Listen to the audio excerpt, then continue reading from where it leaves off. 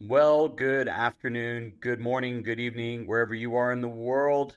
I am very pleased to be joined by Dr. Charlie Timmerman in South Carolina. Hey, Dr. Timmerman, How you doing, Rob?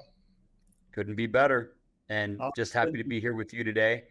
Um, and we're going to get to go into some areas about nutrition and nutrition testing with Dr. Timmerman today. So I think it should be a really interesting. You're going to learn about tests, I think, today and some unique distinctions of them. And so, Dr. Timmerman, let's start off with this question: what are the differences between nutrition response testing and muscle testing, for example? right. Well, nutrition response testing uses muscle testing Hmm. for its way of analyzing the body, especially, or I guess you say the neurological system, because we're all just big plus minuses, one big energy system. Okay. Yeah. But we use muscle testing to analyze the body. Yeah. Yeah. And so tell me a little bit about your test and how you use it and what you do with it. Right.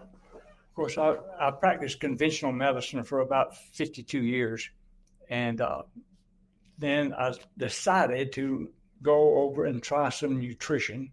I took the nutrition response testing course quite a few years ago. And so now I've just said, well, my buddy told me it's time to get in the game. You know, you've been sitting on a bench long enough. It's time to get in the game. And that's it. So I went spend some time reviewing what we do. And then the amazing thing about it is we don't treat any diseases. We don't diagnose any diseases. We basically treat the body. We ask the body what, when, where, and how, and what we can do to make it better. Yeah. Yeah. Yeah. That's great. Well, that's interesting because I have done kinesiology, right? Isn't that the testing of the muscle testing? Right. Myself with my doctor, and I will tell you, it is freakishly bizarre and accurate. And like I've done it over many years, and it actually was the impetus to the cure of a 14-year sleep disorder I had, and that's going on over 20 years ago. But I went to the best neurologists literally in the world. I went to two of the best sleep disorder clinics, namely Scripps Sleep Disorder Clinic in La Jolla, one of the best in the world. Nobody could tell me what was wrong with me.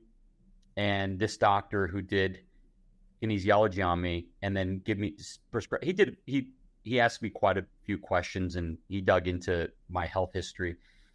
And he cured me after the first visit within 4 weeks. It was a miracle. Yeah. It can be. I mean, when you actually show it to people as you're getting ready to do it to their dog, you give them a little example of what's going to happen, and they cannot believe what happened with kinesiology. They just said, "No, you're pressing hard." No, nope. The body's going to tell you what's working like it should, Yeah. and not. Yeah. So I also have the same.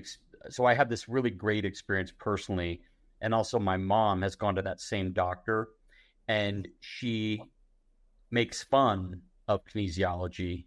She doesn't fully believe in it. She goes along with it because I tell her to go along with it. But she's one of those people that is like, come on, honestly, like how is that? How is that anything diagnostic? So, what would you say to somebody like my mom? Yeah. Well, yeah, like I would say, we're all just electrical pieces of equipment. Okay. Yep. And if something is not functioning like it should, then the nervous system is going to be in a weak or a negative situation. Yeah. And that's what happens. And, it's probably more accurate in blood tests, and so you just say, hey, that's what we're doing. And we don't know why, but for some reason, this organ is not up to par. And so we ought to ask the organ about that, and he'll tell us that. Yeah. But they're skeptics, and it's, even when they watch it, and in the dog world, with kinesiology and humans, just hold your arm, but in the dog world, the dog can't hold his arm out, so we have to have an indirect tester to be involved in that situation. Yeah. Yeah. Well, I've interviewed several amazing vets that have incredible long-term practices, very successful in their outcomes, and they're doing kinesiology. So I'm all for it. And I don't think you did a good job of convincing my mom, who will probably watch this show, Dr. Timmerman. But That's it. but, That's it. but no, I think I'm joking, of course, but I think people, you need to give it a go with a really great vet who knows what they're doing.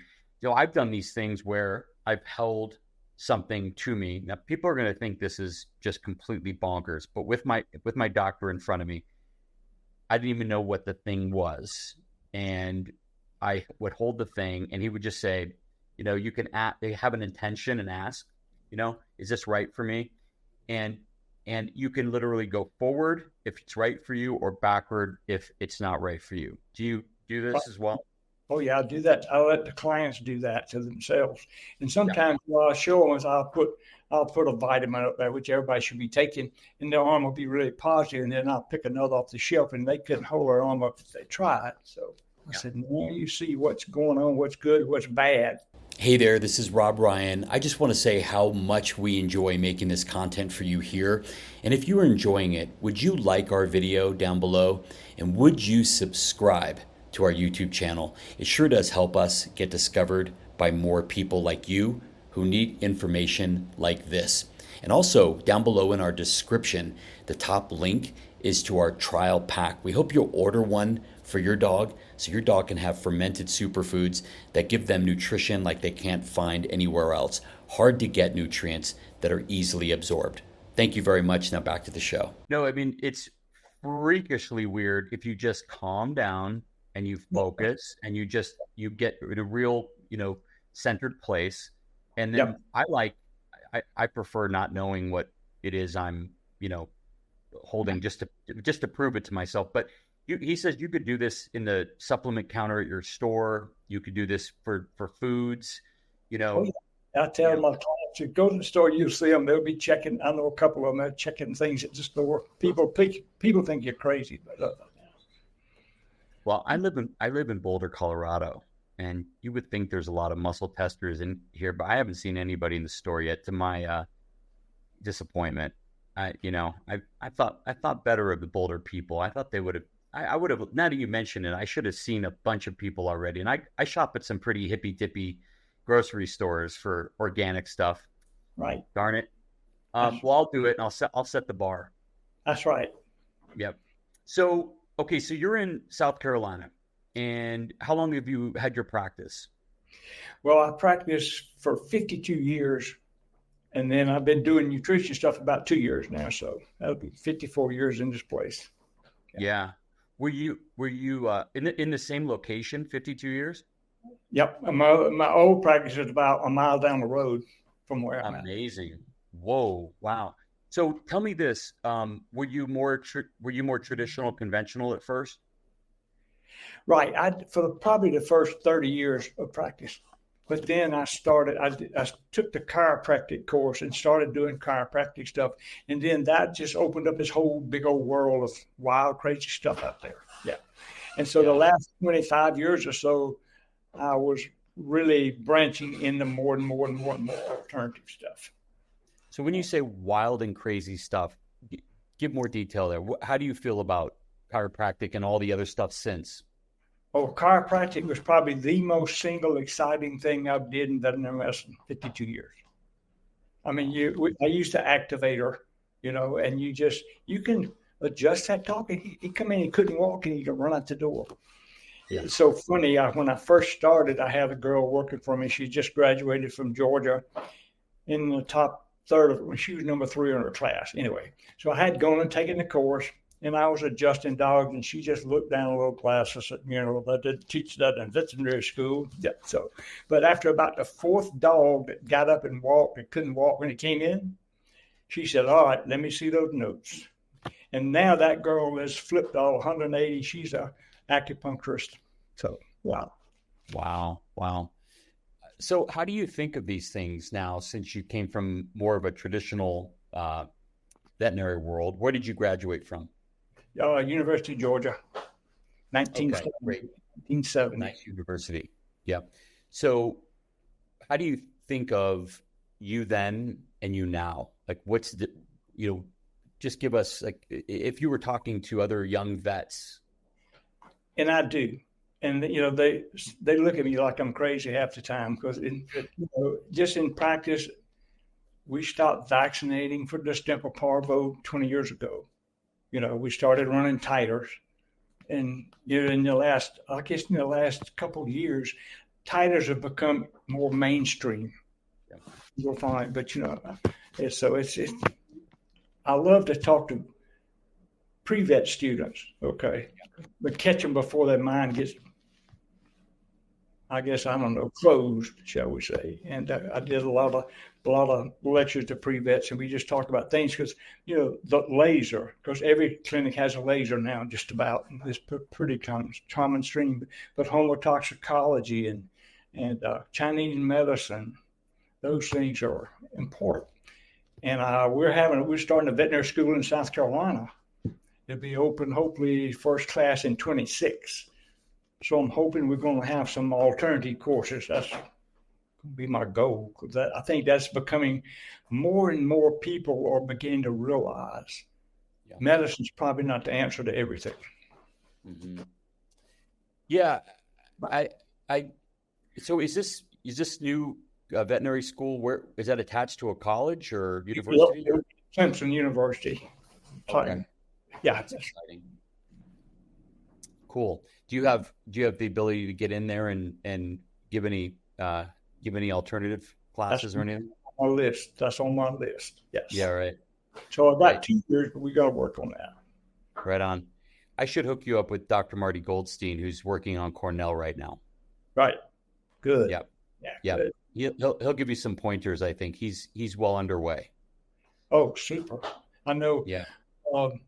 My buddy Rick Palmquist out of good friends with Marty. Rick, like he is. I think he worked at Colorado State getting that program started. Yeah. So. Yeah. I'm gonna check about it and get some ammunition and bullets for my gun so I can go talk. Yeah. That's right. Well, good. And so back to nutritional testing. So give me some examples of the before and after. So, dogs before they're tested, cats before they're tested, whatever you'd like to pull just up off your memory. And then what you learned from the testing and how you changed and, their recovery or improvement. Right. And of course, most of the things I see are things that have been going on for a while. Some of them a year, some of them 2, 3, 4 years. Okay. Yeah. A couple of cases.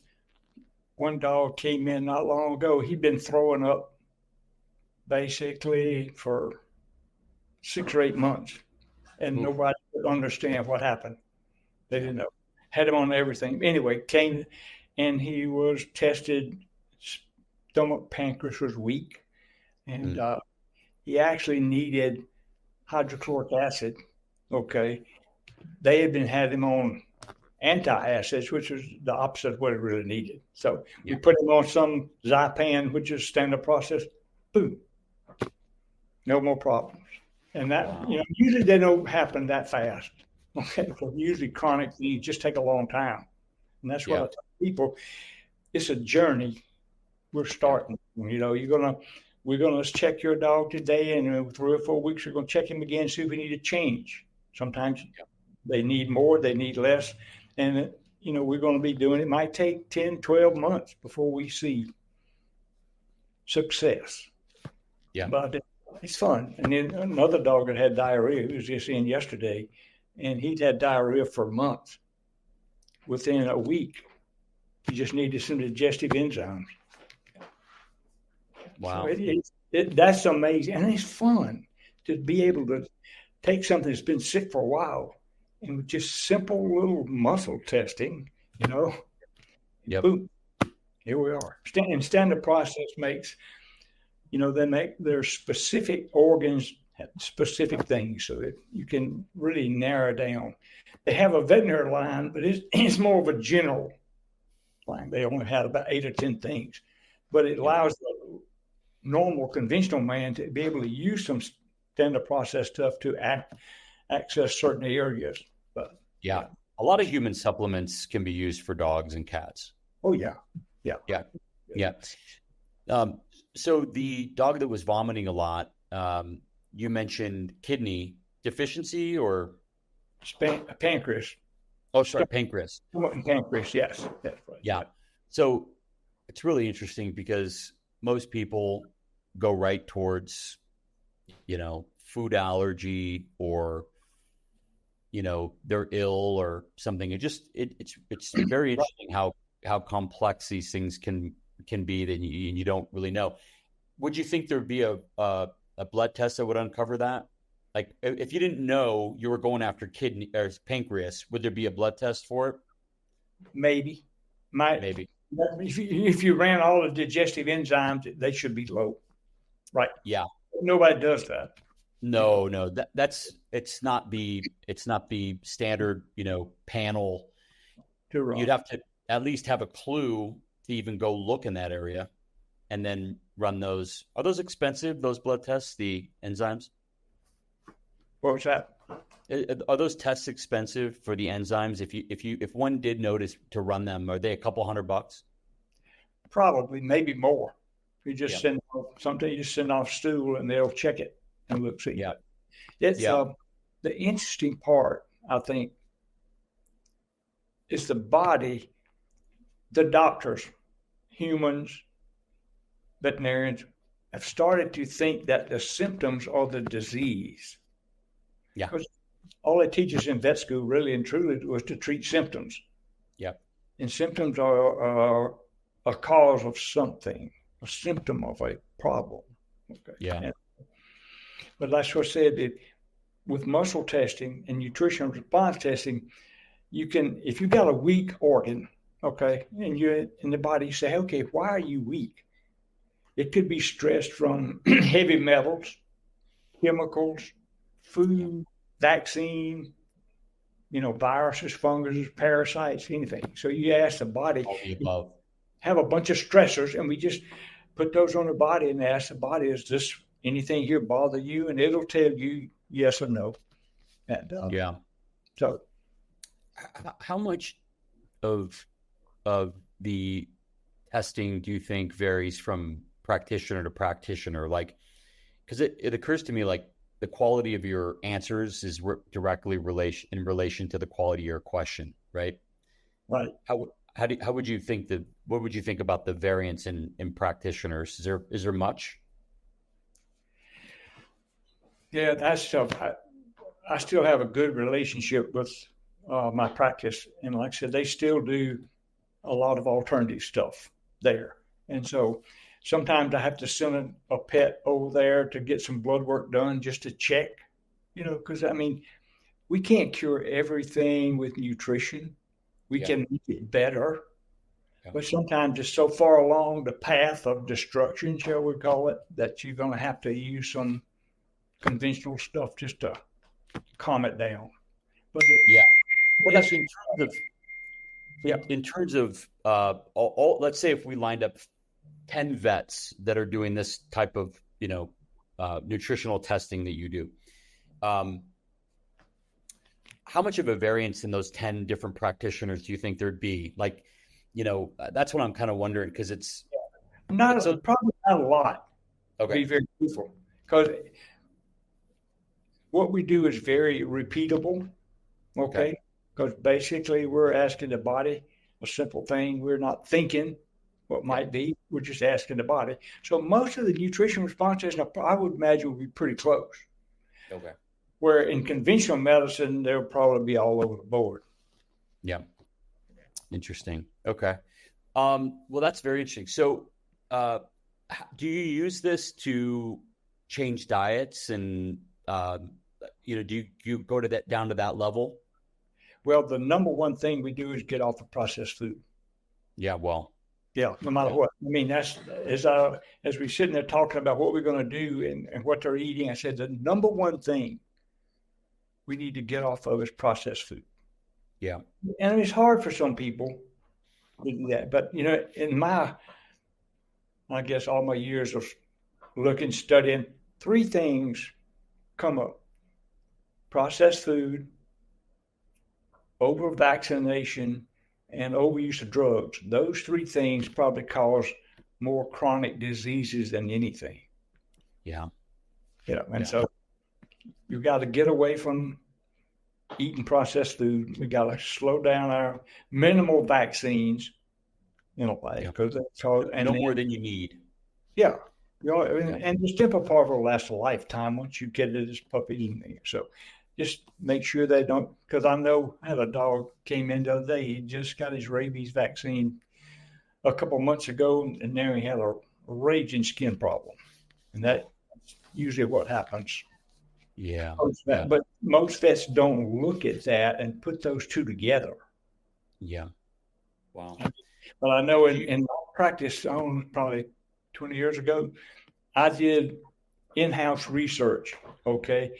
Every dog that came in sick, I went back and checked his records, and I'd say 70% of those dogs had been vaccinated 2 to 3 months ago. So that's when I said, we're going to move our vaccines to, every 6 months apart. And then finally I just said, hey, this temper parvo is going to last. We don't need to do that. So we just have to do rabies because of the laws. Yeah. Because of the law. Yeah. Yeah. Yeah. Yeah.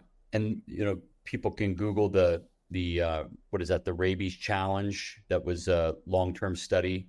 Yep. Of how long the vaccine actually lasted in the system, gave protection to the dogs. They came up with about 8 years, 9 years of good things, but that doesn't mean they weren't protected. Yep. The humor around, and like I tell people, if your antibody titer drops a little bit, that's okay, because the fire engines are in the firehouse. They don't come out; they're in a fire, but you get exposed. Here come the fire. So, yeah. But, by the way, the fire trucks should not be constantly circling. They should be in the garage, right? No, they should be down. They won't need them. That's right. That's they right. don't have fires. They just sit in that firehouse. Yeah. That's great. I'm sorry. I just interjected about the fire trucks. I thought that was a great analogy. Please. Yeah, that and it's true. That's the way it works. But the sad part about rabies, and we know it lasts, but laws are hard to change. Yeah. South Carolina, we were 1 year vaccine forever. And a few years ago, we actually got a 3-year vaccine approved for this state. So that's good. Yeah, that's good.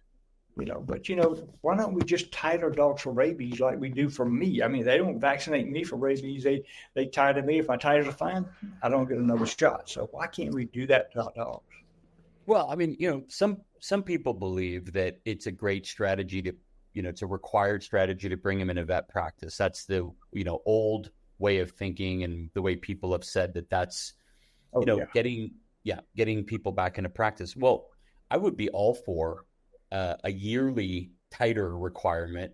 I'd be more than happy to do that. And I'd be more than happy to pay that fee if it meant that I didn't have to throw something in even every 3 years into my dog system that didn't need to be. I mean, I don't give anything to my dog at all. It's like giving, why would I give my dog a pain pill if my dog's not in pain? Why would I give any drug in any way? If it's not needed. And vaccines just, they cause what you would call immune confusion a lot of times, because it's foreign protein and the body just goes crazy. And that's why you get skin problems and all that following the vaccines. Yeah. I don't know what to be more scared of. I mean, I truly don't. If it's, the inactive, quote unquote, ingredients in the adjunct, what is that called? Adjuvants, or the active ingredient that is causing the immune response. They're both a little scary to me. Yeah, and I think more and more people are starting to realize that, and asking not to have vaccines because it's really not needed. Yeah. Now, when you say whole foods, and you're mentioning standard process, I think of the supplements behind you by standard process. I think of the majority of them as being foods, or they're herbs, or they're from foods. Is that fair to say? Would you say that? Oh yeah, they are foods. I mean, that's what I tell people. They have a medi-herb line too, but the standard process line is basically food. Yeah. And that's what I tell people, say that they run out of their supplements. Oh, I said, it's not a drug. Okay. It's not going to be bad if you run out for a day. You'll be fine. Because it's not, it is food. I said, so just, they like to stuff people down. I said, just throw them in the food bowl. Yeah. Most of the time they'll even eat them at your hand. So. Oh, yeah. I mean, yeah, it depends on, if you have a lab like I do, they'll eat it any way you give it. Yeah. Yeah. Are you finding that what's great about this interview is you have all this history of being a vet. Have you noticed that as of late, it feels like to me that people have become more anxiety ridden about their pet's care? Are you noticing this? And when would you say this is starting to happen? Right. They are definitely more concerned about, because more pets are getting sick right now. Okay. And if they're eating processed food, we don't have a clue what's in that stuff. And it's true. So, and so they're having to spend more time at the veterinary office, and say, just why is my dog always sick? They're becoming more in tune to their self too, and I think that's flipping over to the dog world. Yeah. Have you noticed any shift, and when have you noticed it? Is it last year, last 5 years, last 3 years, 10 years? The shift probably started 4, 5, 6 years ago, and it is starting to snowball a little bit. I like that too. Yeah. There's some benefits to it. I think I agree with that time period. Actually, I'd say 5, 6, and I think that, like many things, there's no one answer, a simple answer to it. But I think a lot of it has to do with, well, first and foremost, like you say, our awareness for our own health, and that's a real positive thing. But I also feel that a lot of people that spend time on social media have just seen so many different ideas, and it's kind of reminds me of the paradox of choice, that we can only really make 3 choices at any one time. Otherwise, we end up not making a choice at all or regretting that decision. And so on social media, Instagram, you see these crazy, amazingly beautiful chef-inspired Michelin star bowls that people are doing for their dogs. And you're just like, people are thinking to themselves, well, I could never do that. I have like a full-time job. I have 2 jobs. I could never do that. And then they're seeing one supplement, they're seeing another supplement another day, and another supplement. And it's causing this, at the very best, consternation, or the very worst, anxiety about, well, gee, like, I don't even know what to do at this point. Do you think, are you seeing this with your patients? Well, yeah. And I guess probably 20 years ago, I really started pushing diets, for people. And we would talk about that and, have a crock pot diet, and we put a lot of dogs. A lot of people don't cook anymore, but back then some more people cooked it. And I would ask them the question. I said, well, we all know we're not supposed to eat processed food, right? It's not good. Yeah. I said, well, you realize kibble is ultra processed. And a lot of people did not understand that the kibble was a processed food. Yeah. And so it's just been that slow change over the years. And like I said, I was preaching it hard. And thank goodness the people in my practice, they buy into that situation. Yeah. Now I've left. They still push kibble because you got to catch people where they are. Yeah. like I said, some people they work in 2 jobs. They don't have time to cook for their pet. Kibble will just put it out the bag and throw it in the bowl. That's, so I can understand all that. But I try to say, if you just feed some real food one day a week, crack a raw egg over that kibble, you're going to make it a lot better. So just trying to plant that seed, and it's starting to grow. Yeah. I think that's a brilliant approach. And, what's striking about you is you are taking people where they are, but you're giving them very simple things that can show them. And once you see, you can't unsee it. Once you see the benefits, and you also see like, well, gee, this is so easy. This is stupidly easy. I can do this next thing. I can crack an egg. That's so easy. Now I'm gonna add a little beef liver to this raw. Yeah. Or raw chuck ground up, hamburger. I can just grab a handful of hamburger and throw it in there. You'll be fine. Yeah. Yeah. Feeding raw is hard for people to wrap their mind around. Yeah. Nobody cooks for the dogs running out there in the wild. Nobody cooks for the coyotes. Nobody cooks for the wolves. They're fine. Yeah. No. I'm very fortunate. I get to work with Dr. Billinghurst, and he says you don't ever see a wolf being fed by spreadsheet or by recipe. Right. That's it. Yeah. And you don't see overweight wolves much either. So. Nope. Yeah, but iron does some good stuff. You're right. Yeah. So, what are your go-to other supplements? Like, do you have any others that are either standard process or outside of standard process? I see you have a couple. I see a couple brands I recognize up on your shelf. Yeah, those are energetics. Those are homeopathic things. So I did homeotoxicology for a long time. I'm not a classic homeopath because those guys, they'll give one remedy, and if that doesn't work, they'll try another one. Most vets don't have that much time. So with homeotoxicology, we put 8 or 10 in the thing and give them, and let the dog decide which one he wants. That's basically that.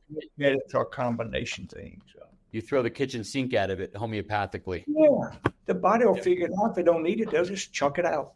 Yeah. Yep. But it drives the classical homeopath guys crazy. Yeah. That's okay. Pretty interesting how I don't even know how to wrap my brain around this, but it's just interesting how I'll speak specifically to Americans because I'm American and it's what I know, but how you're not formally educated on pharmaceuticals and drug therapy, but what happens is you somehow, maybe it's a little bit of television commercials, maybe it's ways of think, maybe a little bit of doctor visits here and there. You are taught how to think pharmacologically, in terms of drugs like doses, and nobody knows how to think about food. Like you just said, that the animal and us, we take nutrients we need, we store them, we release them when it comes time that we need them and we're not eating enough zinc or whatever. But nobody thinks that way. They think the other way, the very, pharmaceutical approach of, it's interesting. I'm thinking about this as we're talking. Yeah. I mean, big pharma controls the world. I mean, that's sad. Yeah, they do. Like I said, there's just all of my friends that are still practicing, they vaccinate every year. They sell prescription diets. They give drugs like it's water, Yeah. My one thing is I always try to tell my guys, I said, hey, every case of diarrhea does not need metronidazole. Okay. Yeah. You need to do that. And with the AMA and the AVMA, I've really gotten into this drug overuse, shall we say, because we've got super bugs popping up that's going to fix. So they're really pushing that. So I'm hoping that'll get into the mainstream medical field. We'll stop using all the high-powered antibiotics, and you could use one of the old-timey drugs, But the newer the better, you know. It's like I just put on the screen the big farm with an F versus big farm with a PH, right? Right. Yeah. That's it. And it's getting, I mean, nobody has a garden much anymore. Yeah. That's a lot of work. And Yeah. most people don't live on the country. You know, there's not much country left. Of course, Colorado's better, I think, than a lot of other states. But, you know, people are eating up the country. Everybody wants to move out of the city. So now the cities move to the country. Yeah. But, yeah, they moved to the country in the suburbs, and they turned it into the city they escaped. Oh yeah, that's right. I said, what's wrong with that picture? Yeah, Right. don't get that. Yeah, we see that in Colorado. People trying to turn it into the place where they just left and wanted to escape. So, what would you say besides, you know, really good nutrition? What's the next best thing that if I was a pet parent, dog, cat, wanting to get my dog in the best shape I think I can, reasonably well with a busy life and schedule, what would you say are some of the things you could do besides good nutrition? Right. Well, nutrition is a key. And I think there's a lot of things that are easy. You know, some of the dehydrated foods, I tell people those are easy, and they're not much more expensive than a bag of dog food nowadays, you know. Yeah. But like I said, if you just got to, I mean, when I was growing up, we didn't buy dog food. No. They what we ate. I said, so you could always add your leftover plate on your dog food. It's going to make him better. It's going to make life better for him. Yeah. Yeah. It's very interesting. Would you say, like, how do you think about advising your dog or cat customers to come in and have a regular tune-up? I do these a lot with my dog. I just go, it's an opportunity for me to go see my vet. I'm very close to my vet. I consider him just family. You know, he's part of my, you know, family and my team. Yeah, and he should be. That's right. Yeah. Yeah. But what I'm trying to do in my nutrition practice, and I've got 3 or 4 clients that are from my old clinic that's coming. We do a nutritional analysis of their dog. We're going to start and do it once a year, and just to see if anything changes. You know, we're not going to vaccinate. We're just going to do a body analysis every year, and when they get older, we may do it twice a year. Yeah. But that's, you know, and starting puppies and stuff off on the right road is a key. Yeah. Yeah. Yeah. Yeah. I take my my dog now, he's 7. When I took him right when I got him as a puppy, I took him right to my doctor to do a chiropractic on him. And I'm sure you feel the same way. And I take him, he's very active. So I take him once every probably 2 months just to get a routine tune-up adjustment. How do you think about that for your? Well, we switched to doing twice a year exams with the vaccine when I split my vaccines up. So I included in our protocol an adjustment. Every dog got adjusted twice a year, except every once in a while people didn't like chiropractic, so they didn't want it done. So that's no problem. I said, you'll need it one day, but that's okay. So twice a year. And then my dogs that are paralyzed, and we adjusted, you know, over like six times over 3 months. But those dogs get better than probably once a quarter is a good idea. Yeah. Yeah. Wow. So an intense period of recovery, repair, treatment, and then it's maintenance. Maintenance, right.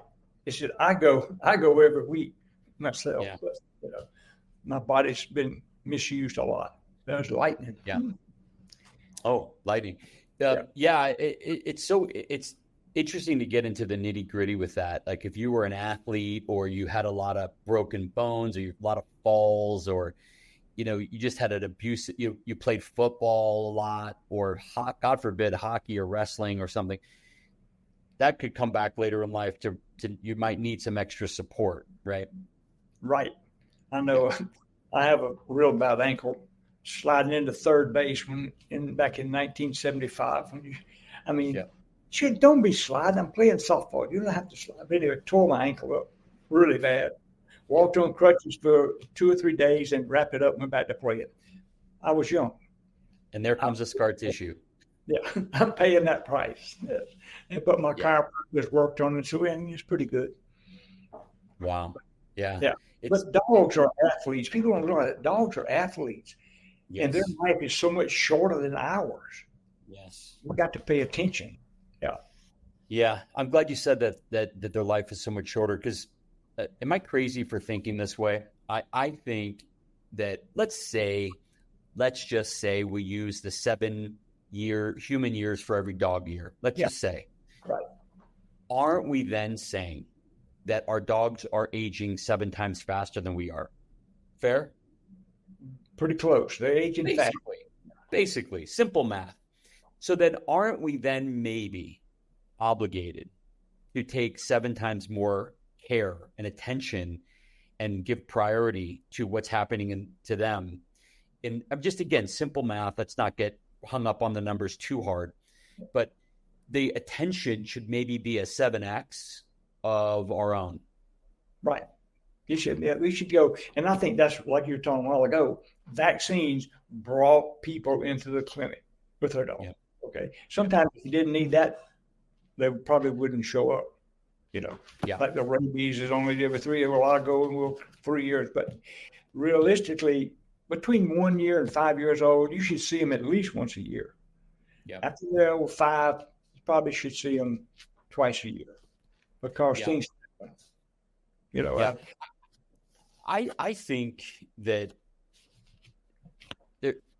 I don't understand why a vet clinic, a really good, competent, wonderful vet clinic, wouldn't require you to schedule the next one in advance. And even though somebody doesn't want to do it, just say, hey, look, in order for us to maintain our relationship and for me to give the best service I can, this is what we need to do. Everybody, I think, would know, unless the vet was requiring an unnecessary every month or 2-month visit, which you would certainly know is not in your best interest. It just would seem easier for somebody to manage. I think people's lives get away from them. They forget. I mean, I know for me, sometimes I think something happened 3 weeks ago and it was 2 months ago. Yeah.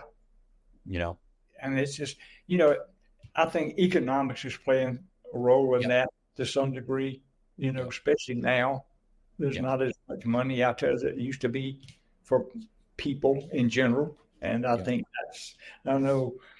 And then in nutrition response testing, and that to people, it's not cheap. Standard process stuff is not cheap. So it's going to be an economic situation.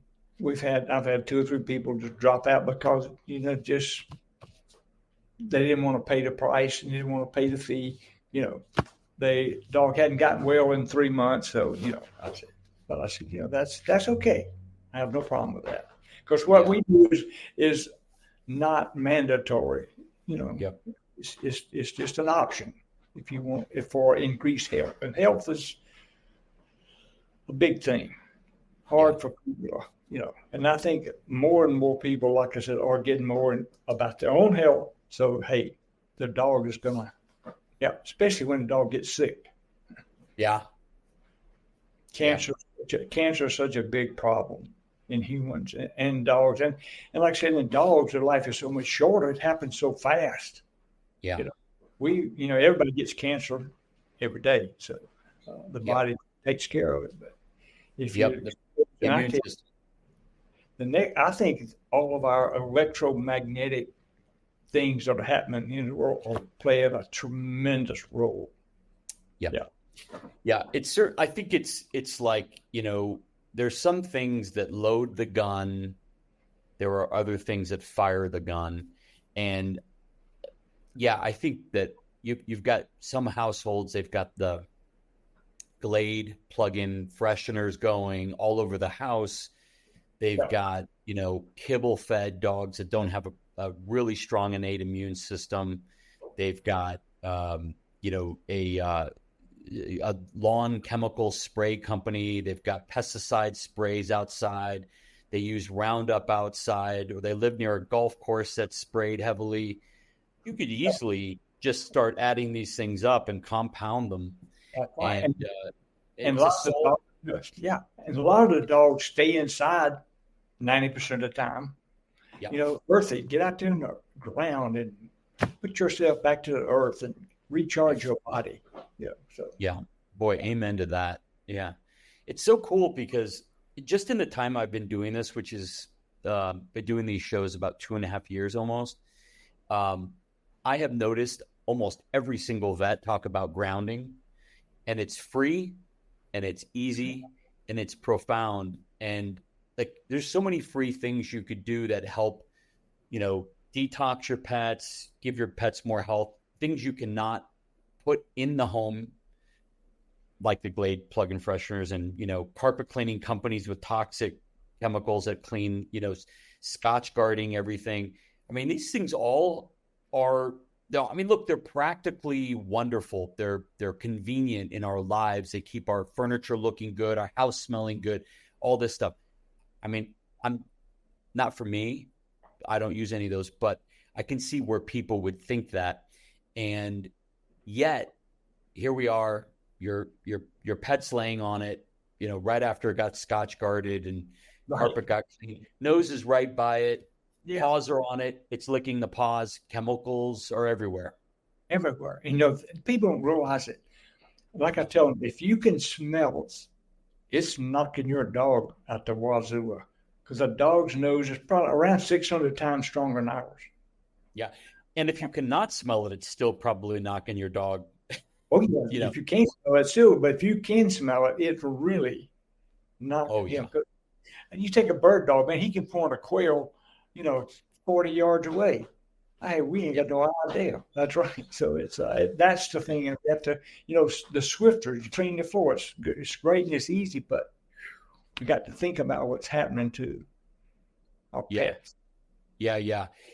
All this, like, from the beginning of our conversation, basically what you referred to, a collection of things that I would put under the heading of do no harm, you know, and we all, even, you know, this isn't just a doctor's responsibility. It's the owner, the person's responsibility, the parent of the child, of the baby, of the animal, all animals, birds, everything.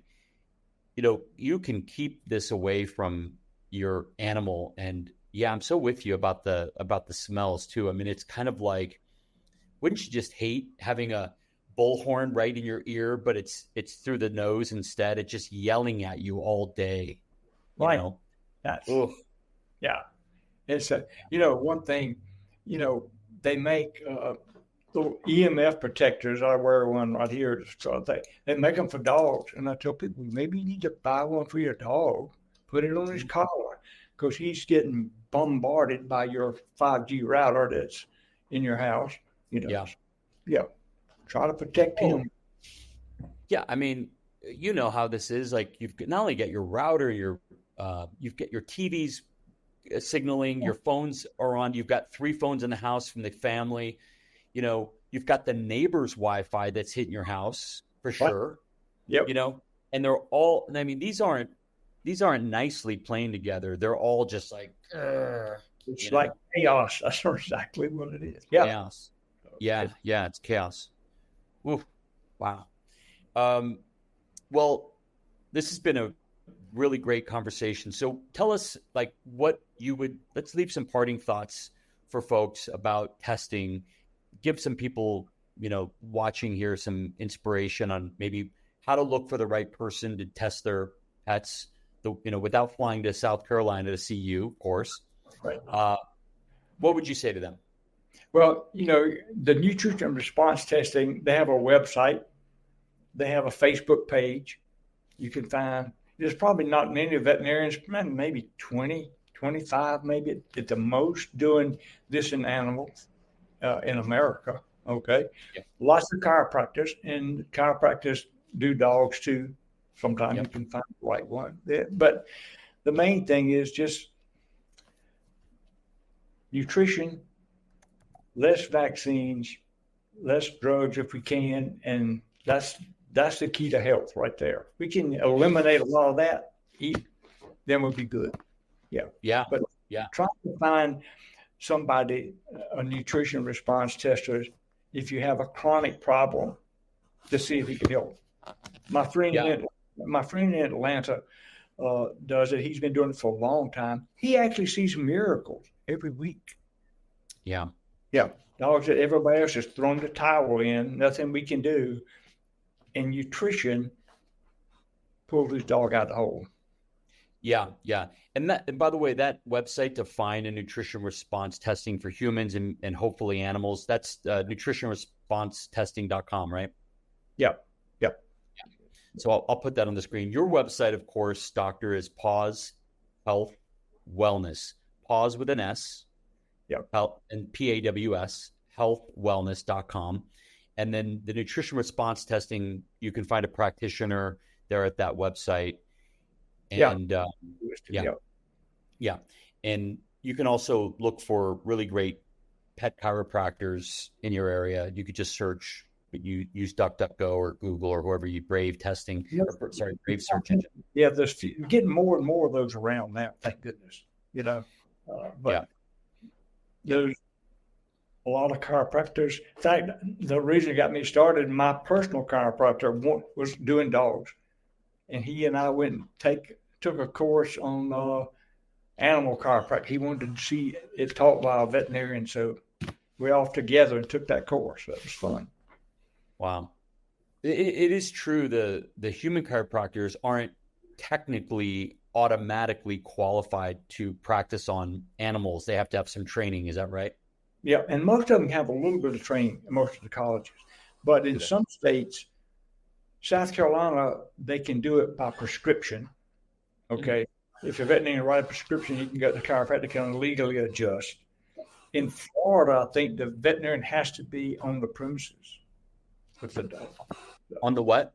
On the premises. In other words, the veterinarian has to be there when the chiropractor adjusts. I think that's Florida's law. It was, and it may have changed, but a lot of times in South Carolina, you can do it by prescription. Is that interesting? Yeah. Wow. Yeah. Like practicing without a license. If you're practicing on a dog and you don't have a veterinary license, yeah. Sure. Yeah. Sure. Yeah. And it's that's another thing too that you could get in the weeds with is state to state. All these different things are. It's just good to go to your veterinarian, ask them questions about your state's laws, and they have we have to remember our vets are bound by these laws, so they have to work within those laws and also do what's best for the patient. Yeah, and the thing about vaccines, it says on the bottle, vaccinate healthy pets. Yeah. A lot of times they just don't read that, and they give vaccines to pets that are sick, but they're there's rabies is due. Get that one here, but precipitates the problem. Yeah, it's crazy. Well, Dr. Timmerman, it's been just great to get to know you a little bit and to chat with you and get your perspective on pets' health. I very heartened by the fact that people in your area have you to go to. So, you're in what area of South Carolina? Yeah, we're in Aiken, South Carolina, which is just across the street from Augusta, where they have the national. So that's easy to find. Yeah. Right. That's great. Okay. Well, we're real good. Dr. Charlie Timmerman, you can find him again at pawshealthwellness.com. Thanks, Dr. Timmerman. It's been really great to talk with you today. Rob, I appreciate it. Enjoyed it. Thank you very much. Me too. Thanks for watching, everybody. Have a great day. Bye-bye.